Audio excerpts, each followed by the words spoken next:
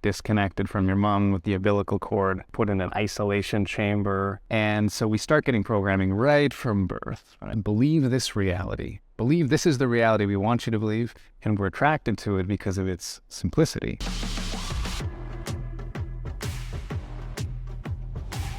All right, guys, welcome back to another episode of the Awoke podcast. Today we have an interesting guest, Sam, who is an entrepreneur. He's a philosopher. He is somebody who, I guess, a problem solver, you can say, but Sam is one of the most interesting people I've met here in Playa del Carmen, Mexico. So I thought it'd be a great opportunity to have him here on the show and share his experience, his journey. And I encourage you to sit back, enjoy, because Sam has a lot of different ways to view yourself and the world that can really benefit your overall journey and your overall path towards self-actualization. So Sam, go ahead and give us an idea of who you are, what you're about, and what your current mission in life is. Well, this is our second take on this. We've had a few little technical difficulties. Right. And I like what you said in one of the previous takes, which was philosopher. This time you said problem solver. And those are two things that I definitely identify with. I even had it when I was going, how do I describe myself? I even had it as problem solver, professional problem solver. And as I was growing up, I always wanted to be a consultant, right? So it would allow me to have access to and not be pigeonholed into one particular mode of life. Now, there's a quote, I can't remember who said this, but the quote goes, specialization is for insects. Human beings are the generalists, or one of the guys that I studied from, he used the word multi-disciplinarians, right? So that's what I try and be, mostly because I get bored if I'm just doing one thing over and over and over and over and over. And in connection to the podcast and what this is all about, the larger picture for me is really about solving the problem of why are we here? I've been the guy who's asked the big questions since I was very young, and things didn't make sense to me, and I said, why are we here? Why am I here? And I couldn't really get a good answer. The answers that I got were very vague, and so I had to find my own answers. And those answers have come from direct experience. I purposely withheld from learning from other people, the book knowledge, because it was more, I wanted to learn firsthand. So a lot of my journey, a lot of my experience has been about accessing directly so that I can speak from wisdom and experience rather than speaking from, I read this in a book. We've got enough of those people who can research stuff on the internet and they can give a really good summary. But what I'm talking about, and hopefully what we go into here today, is what actually works and what has worked for my experience. Number one, that's testing ground number one. And then number two is, can it work for someone else? Can we duplicate that result with somebody else? And if we can duplicate it, then how do we then shorten the time to get the result that we're looking for? And so it seems like I've found a shortcut in this new, you could say, venture, a new endeavor brought out by my own personal crisis. And through our greatest challenges come our greatest gifts, in short. And so in repairing myself to become functional and fixing this human system, it seems like, and I say that very intentionally, it seems like I may have found a shortcut to this whole evolutionary process that we can use whilst we're living life. Like, we don't need to go to a cave and disappear from society and our families for months or years, like the old adage, go meditate in a cave for 40 years. And then I'll give you the secrets, right? Yeah. It's like, sorry, I don't have time for that. And very few people are willing to make that commitment and all the sacrifices that go with it. Yeah. There's incredible benefit to doing that.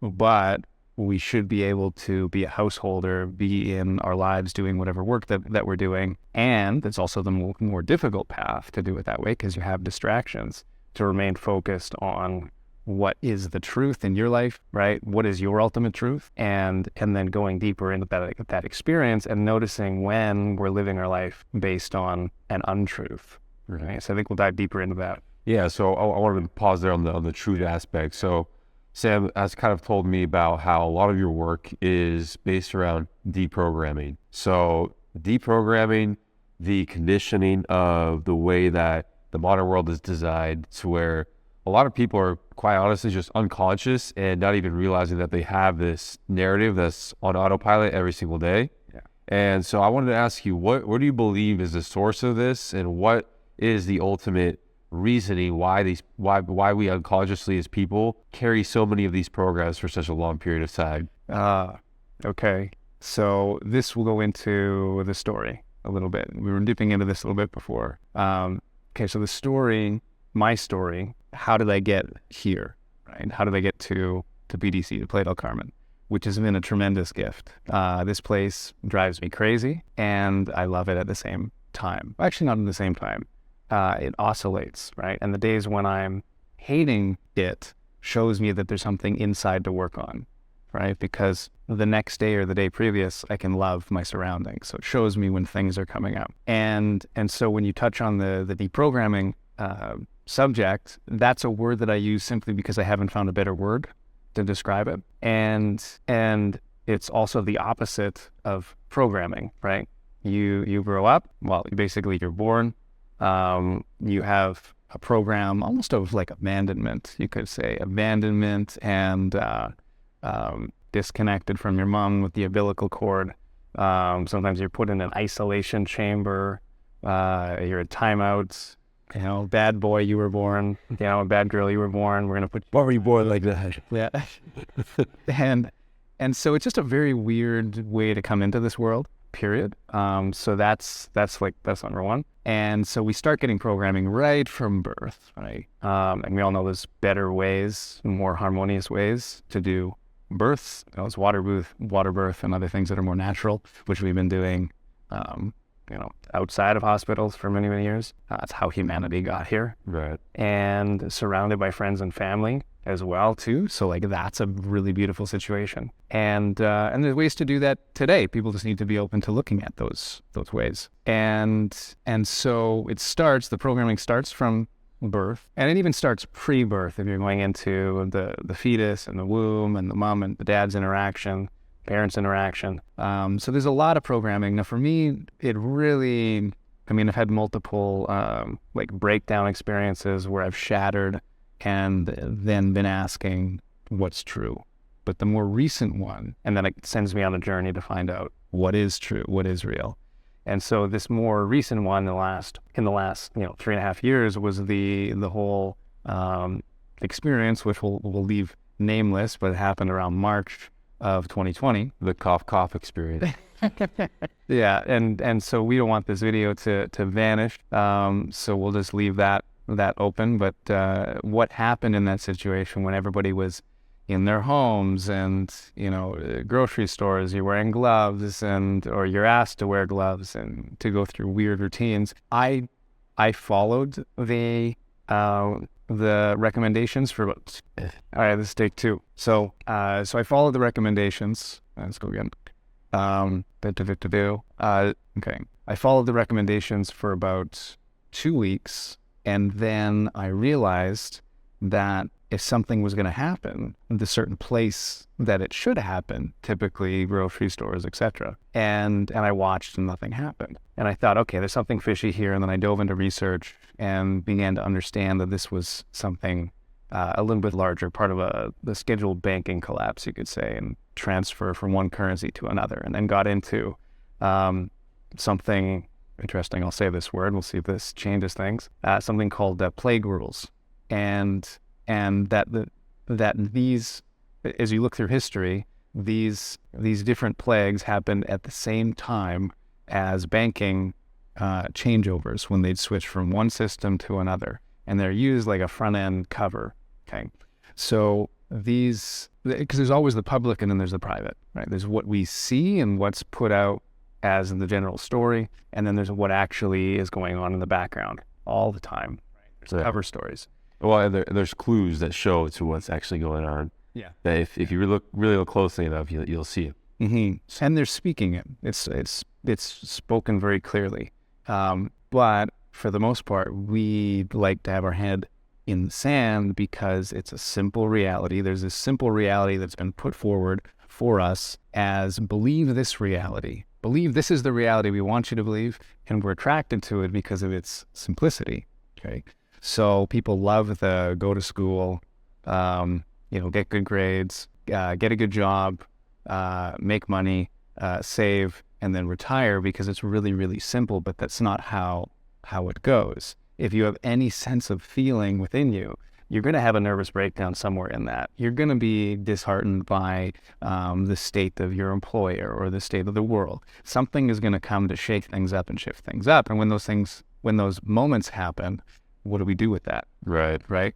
That's a big thing that actually, as you're saying that, just resonates with me so much. It's just, you have this outline. As soon as you're born, this is step number 1, step number 2, step number 3, step number 4. As long as you follow these steps and coordinates, then you're going to be fine. Yeah. But a couple of years passes and you go through all these roadblocks. You start dealing with specific energy blocks, different emotions that you feel, and you're just taken aback. You're like, well, this wasn't part of the plan that they told me.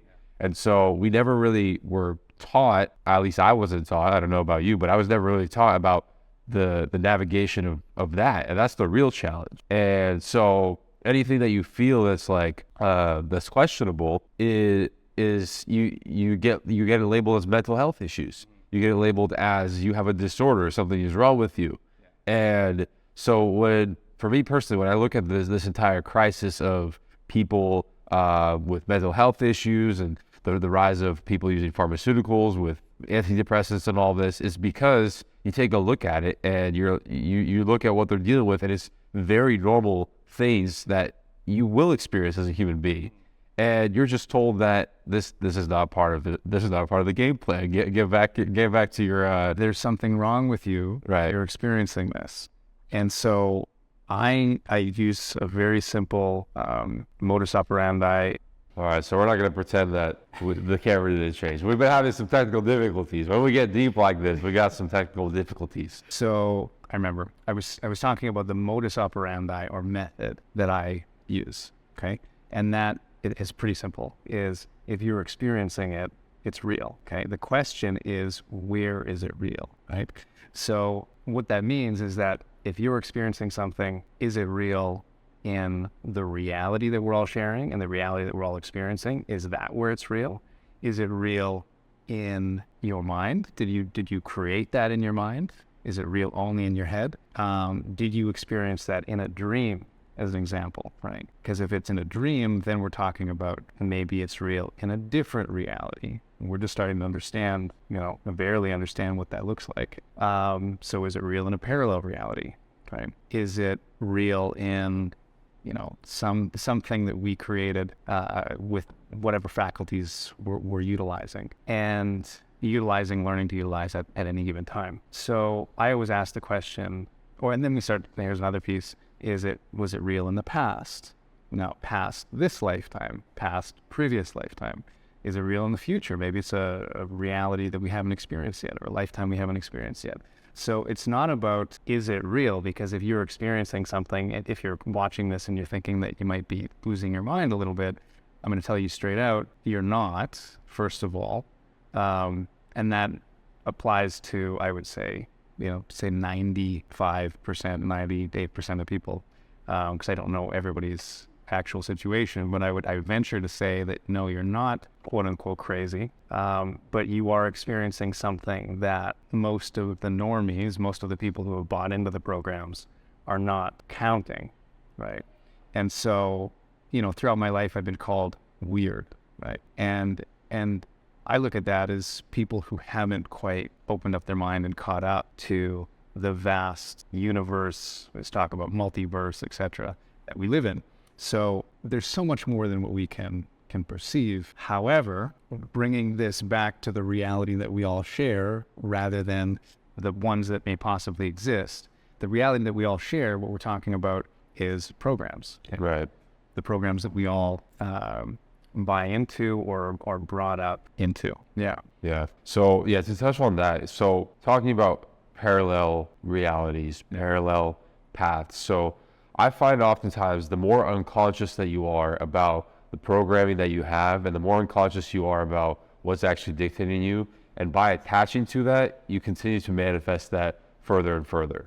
So although something is real, you still have, at the end of the day, the free will and the ability to change the programming to then create a different manifestation within the same reality. Okay, so this is where, I see where we're going with this. So this is where it gets into the deprogramming piece. Right. So what a lot of people do, and what we're taught to do, is don't think about that. You got a problem?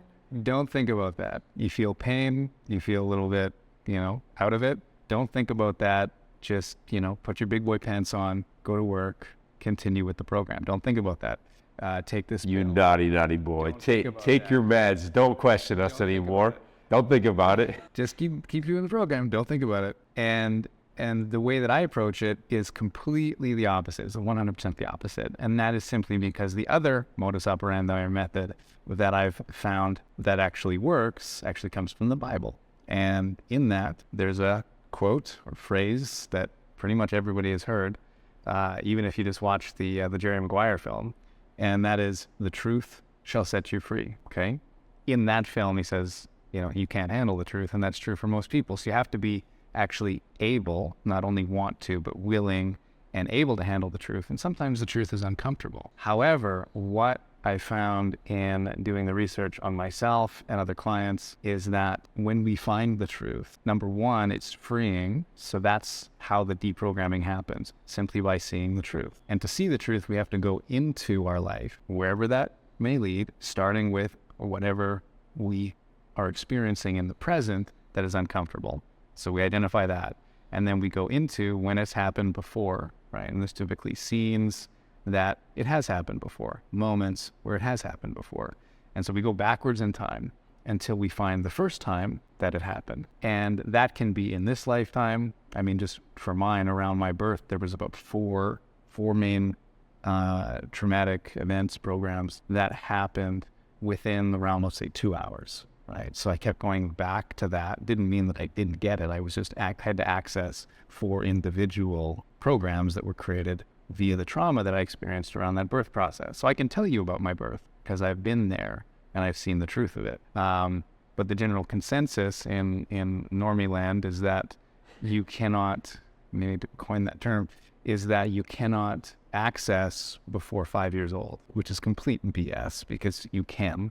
It's just that there's traumas that create this, single-celled organism knee-jerk response where we move away from pain and towards pleasure, right? So if we allow our bodies to govern our lives, we will move away from pain and towards pleasure. A single-celled organism can do that. So we have to do something a little bit higher, right? Use the other faculties that we have that the normies will say don't exist, which is spirituality. Well, what is spirituality? Again, we can get into that topic, which is simply paying attention to the non-physical, okay? If you have emotions, that's non-physical. There's also a physiological response that's created as a result of those emotions, but that's not what's creating the response, okay? So the emotions are one of those things that anybody can believe in if they're just starting to access what it means to be spiritual. What it means to be spiritual is simply paying attention to the non-physical. Okay, that's it. And that'll lead you down a whole rabbit hole. Anybody can do it. Yeah, so that's an interesting topic because I think everybody, whether they believe it or not, to ask the question, are you spiritual or not? It's a silly question. Yeah. Everybody is a spiritual being having a human experience. Yeah. And to debate whether or not you're spiritual is simply to just ignore the spiritual aspects of your life. So if you really look within, if you really look at everything that's going on in your life, there's spiritual events and a spiritual answer and solution to every single problem that you have. And so I think we get to a point where we're numbed down so far on a level of consciousness that we look at these clues and we look at these signs that are quite literally the guiding path, and we just ignore them and we just think they're coincidences, they're accidents. Yeah. So, well, there's a reason why everything happens. There's a reason why we experience everything in our life. And this has been part of my life's work, is figuring out, I just had a random coincidence where I ran into somebody that I was thinking about. Why did that happen? And people go, and they add some sort of weird woo-woo reason to that. But I look at it from a mechanical perspective. Well, the reason why you ran into someone, you were thinking of, hey, I want to have this experience. So you just put out an order, right? You literally just put out an order. Your thoughts went out, okay? And it could be something simple. I do it, I'm washing the dishes, I'm thinking about something, and I just think of something that I want. It's really subtle, and it just goes out. And then I go for a walk, and then I run into someone, and they literally will offer me whatever it is that I was just thinking about. Or I'll run into someone, there'll be a nice little business encounter that we have. And it happens all the time. Especially happens when you're around people, okay? Because people pick up these thoughts, and they don't really know exactly why they're doing or saying what it is that they're saying, but there's a magnetic pull, right? Like attracts like. So simply by placing the order, thinking something without attachment, forgetting about it, going for a walk, you'll run into it. Depends on where you live and where the energy is and how many, the odds of that synchronicity happening. But if you are in a place that's sort of densely packed, I mean, India is a good example. People walk down the street, I mean, someone will say, oh, Krishna told me to give you this, or, you know, Babaji said to give you this. And they'll, because it's culturally accepted to just speak whatever intuition or whatever thought comes in. But in normie world, it's like, you can't do that. I mean, it's like a little container. You go into the video game of normie world and you got to pretend that everything is physical. Yeah. Oh, this is magic. It's not magic. It's the mechanical, the way things are set up mechanically to operate in this world. And I use the mechanics. I break all the spirituality down into, which is non-physical, down into a very mechanical, like do this, get the result. Do this, get the result. Oh, you didn't get the result because you missed a step in there, right? Oh, you put out the order, but you were so attached to it and you were stressing about it and you were trying to control it. It's like, it's like placing an order with, like you go into a restaurant and you look on the menu and you're like, hey, I'd like fries and a cheeseburger. And then you go and you tell the waitress and you say, I want fries and cheeseburger. And she goes, okay, great. I'll go to the kitchen. I'll put in the order. And then you grab onto her and you're like, no, you can't go because I'm afraid that if you leave, I won't get the order and won't get the fries and cheeseburger. And she's like, sir, I have to go to the kitchen to give them and put it in the computer to give them what they want. Tell them what you want. No, I can't. And that's what we do in life. We hang on. We hold on to whatever it is that we're trying to get because we don't trust the process. Right. So simply understanding the process allows us to let go. She goes and puts in the order. You relax. You have a good conversation. You forget that you even placed the order. And all of a sudden it shows up. And that's the way that life... I like this. Yeah, I love this direction. So I've been studying a little bit about the sixth sense. Are you familiar with that? So sixth sense is basically the idea that we have a super conscious above the thinking form, the thought form. So for example, we're having this conversation right now.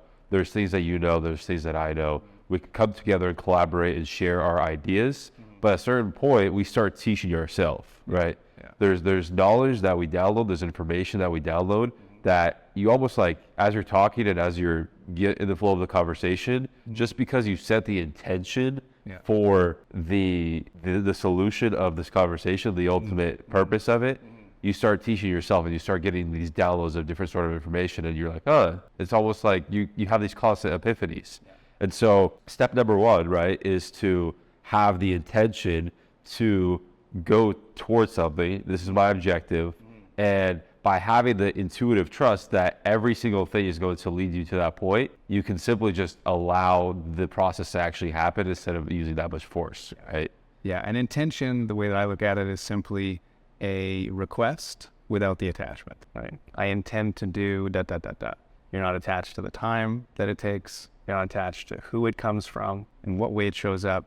It's simply a request void of all of the controlling aspects, right? And that's how you step into this place, allowing's a big one, allowing it to come in. And the simplest way, I mean, I say this all the time, the simplest way, go for a walk, right? Like if your mind is all wrapped up in, you know, whatever it is, and you're attached and stressing, like go for a walk. It's the simplest thing, and we can all do it, right? Unless we have something that prevents us from doing it, but we can all just go for a walk. And guess what? It gets our mind out of whatever it is, and it allows whatever it is to show up. So that's one of the simplest ways. And again, I go back to the practical. How do we actually do this, right? I put out the request. Oh, problem, I'm attached. Cool. That's okay. You can just release that. How do I release that? Oh, well, what am I afraid of? This is a really simple one. What am I afraid of? See your fear. Write it down. Okay, I'm afraid of this. Oh, interesting. Oh, what else am I afraid of? I'm afraid of this. Afraid of this might happen. And then you go, what will I do if this happens? Oh, well, solve it this way. Oh, I'll solve it this way. That right there, now it's not running around like this in your brain. You just put the fear on paper. You just came up with solutions to it. It's one of the simplest things that anybody can do.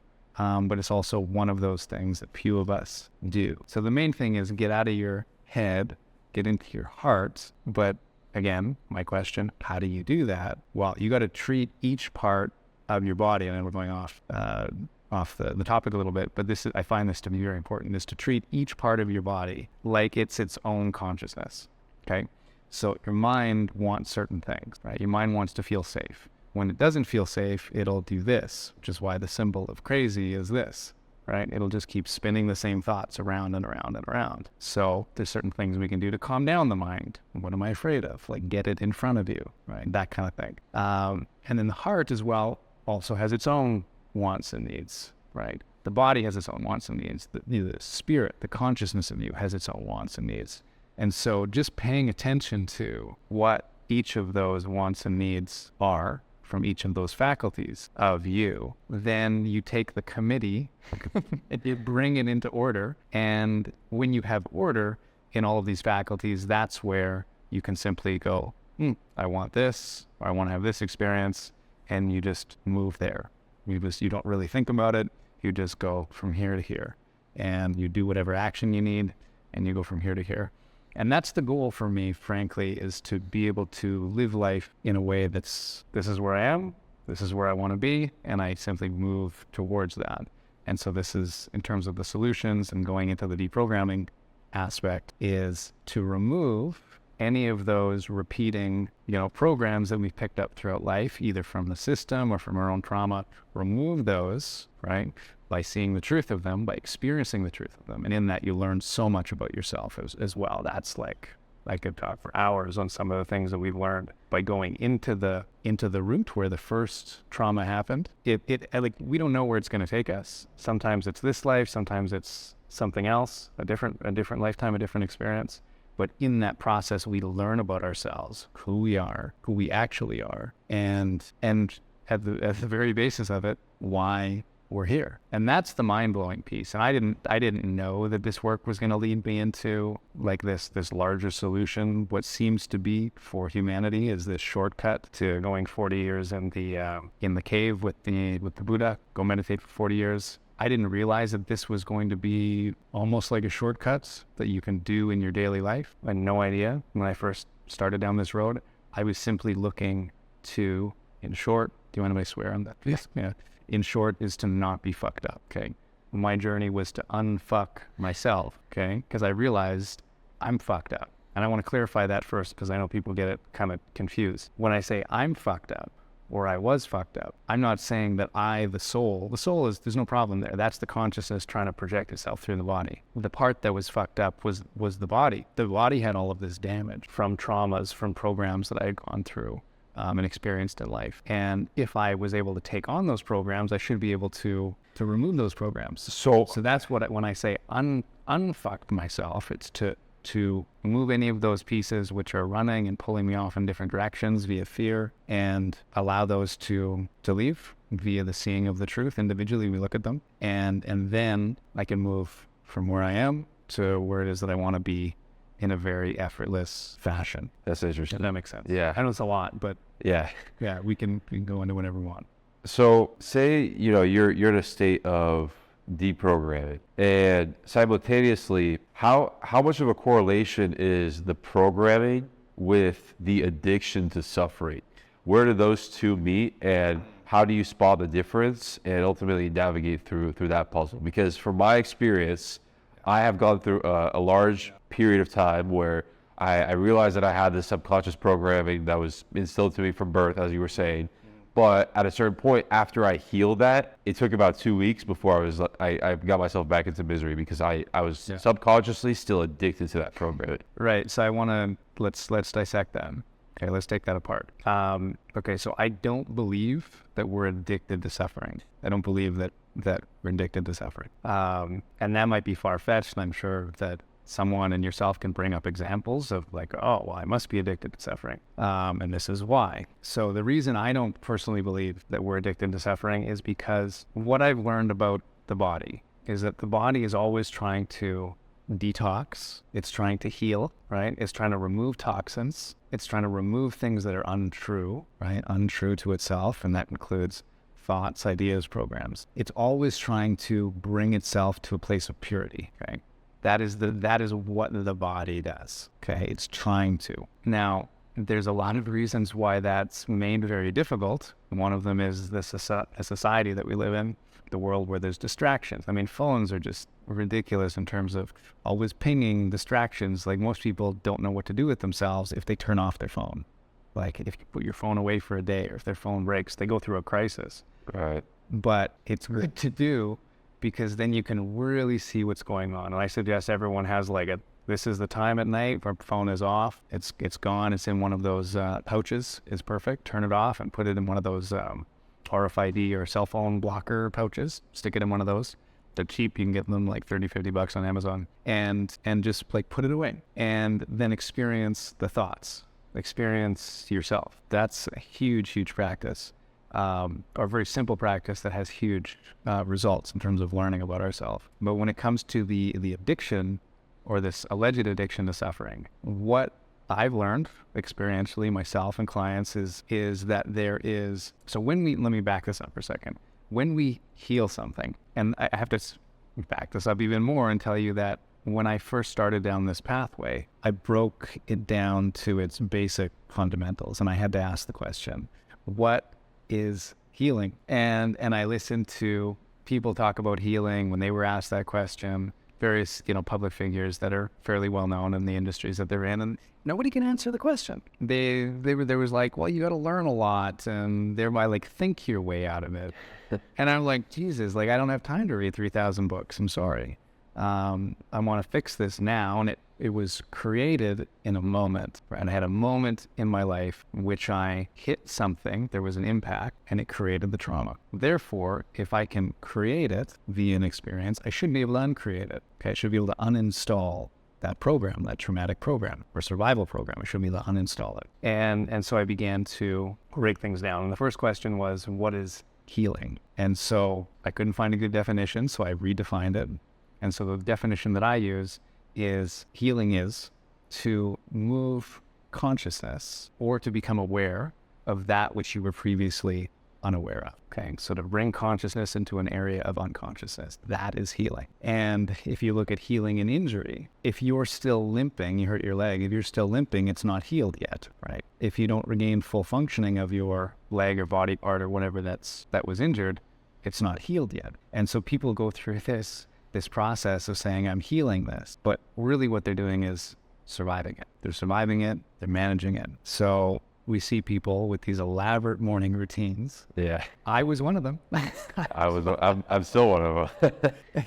And I had someone who told me, as I was finding the solution, I went and I saw a bunch of people to try and find the solution. And I had someone who made a really good point. The method didn't work for me, but he made a really good point. And if he's listening to this, if he hears this, he'll know. He said, imagine if he goes, Sam, you've got a brilliant mind and you're using it on strategy after strategy after strategy just to be normal, just to be baseline, just to be functional. He goes, imagine who you could be if you could take that brilliance and point it at what you were here to do. Like if you didn't have to have all of these strategies. And something clicked in my brain and I thought, okay, my new goal is to wake up in the morning and feel good. Okay. I don't have to run. I don't have to do yoga. I don't have to do breath work. I don't have to do meditation. I don't have to do I don't do affirmations. I don't do any of that stuff. I just wake up and I feel good. Now, what a foreign concept, right? I just want to wake up and I feel good. Wow. So that became my goal. And I've had many experiences of waking up and feeling good since starting this deprogramming process. Needless to say, it took me all in told, it's been about 15, 16 years of trying to figure out how to, fix myself. And more so, it was like 2016. That's when it really amped up. It took me about 2 years to fully heal the first of these survival programs. It took me 2 years. Next one took 4 months. Next one after that took about 2 months. And today I've got it down to 1 to 3 hours. Now, I've also found that when we do the pre-exercises, which is something that we do alone prior to doing the processing piece, is when we do the pre-work really, really well, we've been clearing and I say permanently healing these programs, uninstalling them in sometimes under 30 minutes. Now, to have a lifetime of suffering uninstalled in 30 minutes, I still think it can be done faster, but I'm really happy with, 30 minutes to uninstall something, to clear something, to heal something that most people would spend a lifetime and not. Why do you think the natural human solution is to avoid the healing and go around it rather than just face it? Yeah. Single-celled organism. It's painful. Yeah. And I would be lying to you if I said that going into it, seeing the truth, is pleasant, right? It's not like you're going for, a stroll down the beach or pick your favorite experience. It's not that. You have to go into the pain. So you say right now it's to where you've created a system. It's simple, but it's not easy. Yes. Yeah. And the best part is, I did it the long way. and there was a lot of waking up feeling really fucked up. And those days propelled me to, okay, let's find a solution. Let's really find a solution that one person can do to get relief at the very least. But the secret really is I don't mind giving away the secret sauce in that way, because for someone to actually do it, it's a little bit trickier. But I do want this to become a larger conversation that we're having on a global level. I think we're probably 10 years ahead of the curve with this, simply because people are still in the management and the survival, right? They're still into do this routine, do this meditation, go do ayahuasca, go do bufo, go do peyote, go smoke a joint. Do these things, and I make this point simply because those experiences can give you consciousness, and you may get some freebies, right? I've seen people who've got freebies, but you need something reliable, because we have more of these programs, and we can't be doing ayahuasca all the time. We have to have something that the experience that we have, whether it's running, whether it's meditation, whether it's dancing, whether it's ayahuasca, whether it's whatever it is, can bring up the stuff that we need to see, or life can bring up the stuff that we need to see. And then we have a process that almost becomes a practice. When something comes up, we can do a few things to get some sovereignty over it so it's not controlling us. And then at the right time, we literally schedule it. Like this is the block of time where we're going to clear this program. And then after that, and this is getting to your question, when you were talking about addiction, after that is very interesting, because the clearing of it, the actual uninstallation, is very joyful. We go through the pain, we see the truth of what actually happened, not what we think happened. There's a very joyful experience. A lot of times we laugh for like 5 or 10 minutes. We're just laughing to the point where our gut is right. And as that happens, we're feeling this like memories and ahas and all this stuff starts coming up. And then we're like, okay, now what do I do with myself? Because we're not being pushed and pulled in any direction. Yeah. And there's a gap in time where we don't have the next wound or trauma or program coming up yet. And it really, I've noticed, it depends on where you live and the environment that you're in. Here in this place, I get maybe like a couple days reprieve, and then the other ones start to come up. And then I go, okay, what is going on? I should, figure out what's happening. And but back in Canada, I get about 2 weeks, right? So I think it's dependent on the amount of energy and the amount of movement that's occurring and stimulation that you have. But I used to get, and others used to get, about 2 weeks of sort of like Buddha, Eckhart Tolle on the park bench, going into this blissed out space, not pushed or pulled in any direction. It's like super blissful. Yeah. And also, that's why we do a orientation piece, which is the after work of like, okay, now you're in this space. Now what do you want to do? Like, now what do you want to do with this new truth of your life? Now that you're not being pushed or habitually doing this destructive thing in relationships. Now, what do you want to do or create? And that's where we start, like really. Yeah, that's the genuine place of creation. Yeah. Not being, because so many of us are creating from our traumas. And this blew my mind. How many? Let's say the volume of the choices that are being made, we think we're making them consciously. I mean, I would say that probably 98% of all of the decisions that I've made prior to removing these programs has been the programs looping. Yeah. And that's why our life really doesn't change a lot. Yeah, and that's an interesting thing you bring up too, is because we think we have an idea of what it is we're trying to strive for, the goals we want, but because we have so much of the subconscious narrative constantly guiding us, once you actually start dissecting and healing these things, you go back to the drawing board and you're like, you know what? Maybe I don't want to even create this in my life. Like, my purpose, my vision is completely different. Once you start healing all the garbage and the baggage, you start looking at everything, you're like, yeah, that was cool, but I don't even care to even create that anymore for myself. The weirdest phenomenon that I've had happen was I'd be seeing somebody, we'd be dating, and then I'd clear something. I'd remove one of these programs, and then that relationship would just basically dissolve. Yeah, naturally, right? And it was just, I'm like, what's happening? It's because relationships is where we see ourselves. And I'm not attracted to this person anymore. What happened? Well, so many of our relationships are brought together. I'd say, I mean, I watch people and watch this. It's really entertaining to see and watch and observe. And I first had to watch myself come into these relationships because of the wounding, because they have a complementary wound or that matches our wound, and it's going to bring up our stuff, and we're going to get to heal through it.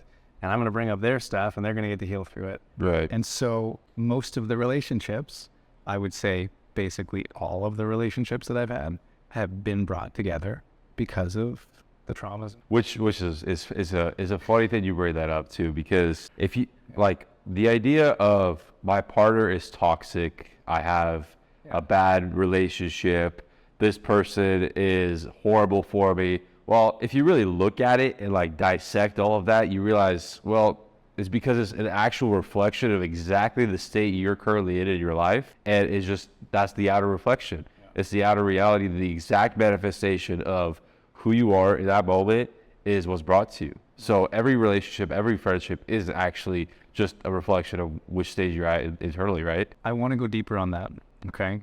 Because that, what you just described, is a very popular idea that the person outside of us is reflecting us. Right. And so I want to go one level deeper because, again, this is the conversation, right? This is that conversation, is when we go into and we realize that it's the programs that are creating the traumatic programs or survival programs that are creating our existence. What happens is, and I've literally watched multiple of my programs literally act themselves out in front of me, saying the same words that I had written down in my notebook that were from this program, because there's a definite anatomy.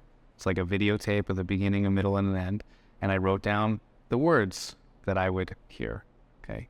The phrases that would be spoken, the things that I would say to myself. And it was like a script, like a storyline in the script. And I have literally watched another person say the lines that previous partners have said, that my mother has said. And that right there is like some sort of hallucinogenic trip when it's happening, because it's like you've literally written it down on the paper, because this becomes, sort of the theme of your life at whatever, or for whatever period of time. And so you get to know these traumas really well, to the point where they don't push and pull you around. So you get sovereignty over them. And you can literally be you could pull out your notebook and like you just said this, and then this is how I want to respond, which is in the program. And then you said this, and this isn't, like, you can literally watch, it's like a script to a film or a short story. And that right there is just wild when you get to see that. And then ended up deprogramming that one, seeing the truth of where it actually came from, having the